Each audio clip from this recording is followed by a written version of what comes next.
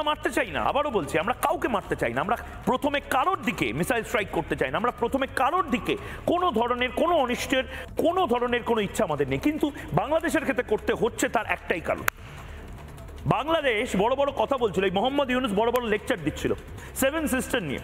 নাও এবার সেভেন সিস্টারের ল্যান্ডলকের মধ্যে দিয়ে নিজের মাল পাঠাও, অর্থাৎ এই মুহূর্তে বাংলাদেশ ত্রিপুরা বা আসামে নিজের প্রোডাক্ট যদি পাঠাতে চায়, জামা কাপড়, শ্যাম্পু, জুস, লিচি ড্রিঙ্ক, এই সমস্ত কিছু যদি বাংলাদেশ পাঠাতে চায়, তাহলে আগে কি করতো? ত্রিপুরা, আসাম, মেঘালয়ের যে ল্যান্ড বর্ডারগুলো আছে, অর্থাৎ স্থল বন্দরগুলো রয়েছে, একটা ট্রাক ঢাকা থেকে একটা ট্রাক বা চট্টগ্রাম থেকে একটা ট্রাক বা খুলনা ময়মনসিংহ থেকে যে ট্রাক, সেই ট্রাকটা সোজা চলে যেত ভারতে, সেখানে অফলোড করতো এবং তারপর চলে যেত।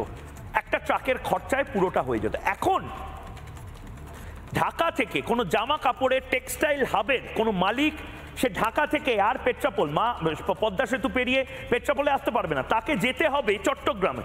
3 দিন অপেক্ষা করতে হবে, কারণ চট্টগ্রামে এতটাই অপদার্থ সেখানকার আধিকারিক, একদিনে কোনো ফ্রেট সেগুলোকে তারা লোড করতে পারে না নাকি।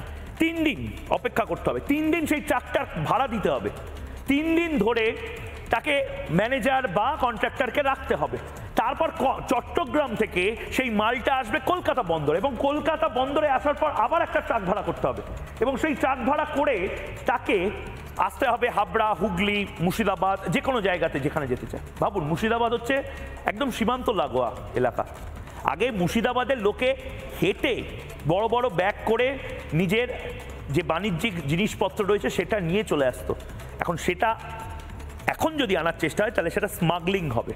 তার কারণ তুমি মুর্শিদাবাদ, মালদা তো ছেড়েই দাও, তুমি পেট্রাপোল দিয়েও যদি একটা ছোট্ট গাড়ি, ভ্যান, সেটা করেও যদি জামা